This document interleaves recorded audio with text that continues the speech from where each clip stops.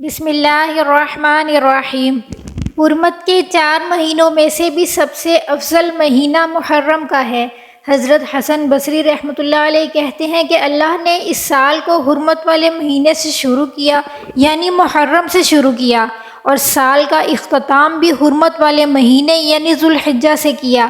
اللہ کے نزدیک ہجری سال میں رمضان کے بعد محرم سے زیادہ اور کوئی مہینہ عظمت والا نہیں۔ روایت میں آتا ہے کہ نبی کریم صلی اللہ علیہ وسلم جب ہجرت کر کے مکہ مکرمہ سے مدینہ منورہ تشریف لائے تو وہاں یہ دیکھا کہ جو یہودی ہیں وہ 10 محرم کا روزہ رکھتے ہیں۔ ان سے جب پوچھا گیا کہ آپ لوگ 10 محرم کا روزہ کیوں رکھتے ہیں تو انہوں نے جواب میں یہ کہا کہ ہم روزہ اس لیے رکھتے ہیں کہ یہ وہ دن ہے جس میں اللہ تبارک و تعالی نے بنی اسرائیل اور حضرت موسیٰ علیہ السلام کو فرعون سے نجات عطا فرمائی۔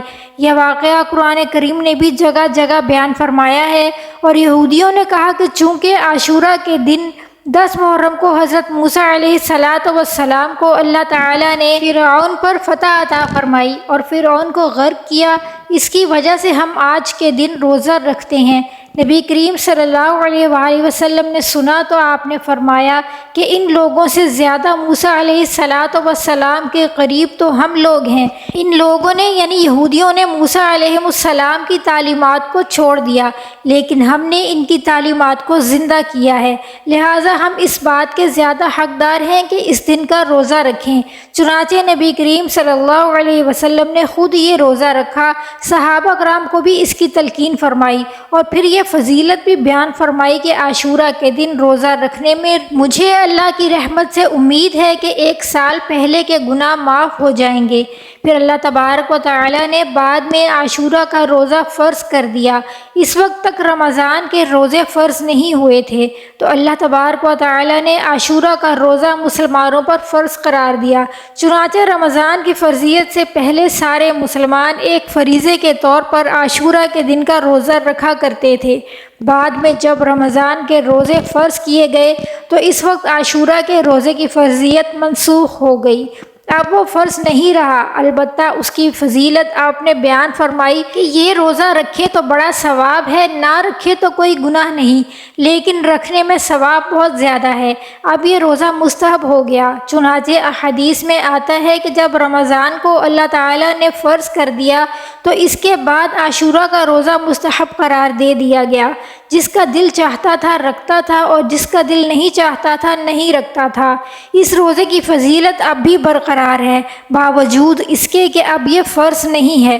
البتہ رسول کریم سرور کائنات صلی اللہ علیہ وآلہ وسلم نے اس میں تھوڑی سی یہ ترمیم فرمائی کہ یہ فرمایا کہ عاشورہ کا روزہ اگر رکھو تو اس کے ساتھ ایک روزہ اور ملا دو، چاہو تو 9 تاریخ کا روزہ ملا کر 9 اور 10 کا روزہ رکھو، اور اگر چاہو تو 11 کا روزہ ملا کر 10 اور 11 کا رکھو۔ اور اس کی وجہ یہ ارشاد فرمائی کہ یہودی عاشورہ کے دن روزہ رکھتے ہیں، اگر مسلمان صرف عاشورہ کے دن روزہ رکھیں گے تو یہودیوں کے ساتھ مشابہت پیدا ہوگی۔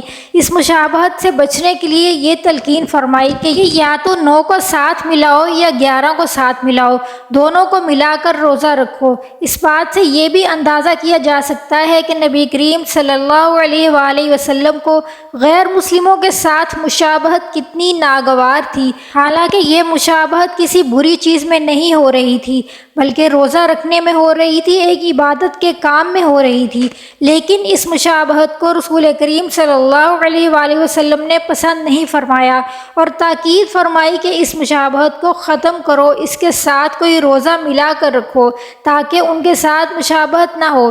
اس سے ذرا اندازہ لگائیے کہ جب نیک کام کے بارے میں عبادت میں بھی غیر مسلموں کے ساتھ مشابہت کو ناپسند کیا ہے، تو جو ایسے کام ہیں جن کا کوئی تعلق نیکی عبادت کے ساتھ نہیں ہے، اس میں اگر کوئی مشابہت اختیار کرے تو کتنا برا ہوگا۔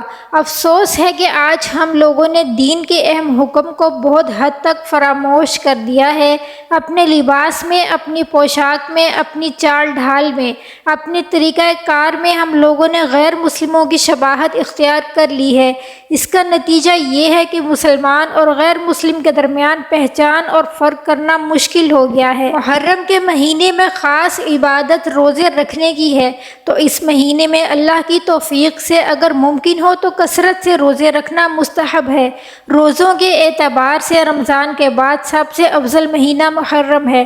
صحیح مسلم کی روایت ہے، ابو ہریرہ رضی اللہ تعالی عنہ فرماتے ہیں کہ رسول اللہ صلی اللہ علیہ وسلم نے ارشاد فرمایا، رمضان کے بعد سب سے افضل روزے اللہ کے مہینے محرم کے ہیں۔ حضرت عائشہ رضی اللہ تعالی عنہا روایت کرتی ہیں کہ نبی کریم صلی اللہ علیہ وسلم شعبان کے مہینے سے زیادہ کسی اور مہینے میں نفلی روزے نہیں رکھتے تھے، مطلب آپ نے محرم کا سارا مہینہ روزے نہیں رکھے یا شعبان سے زیادہ نہیں رکھے۔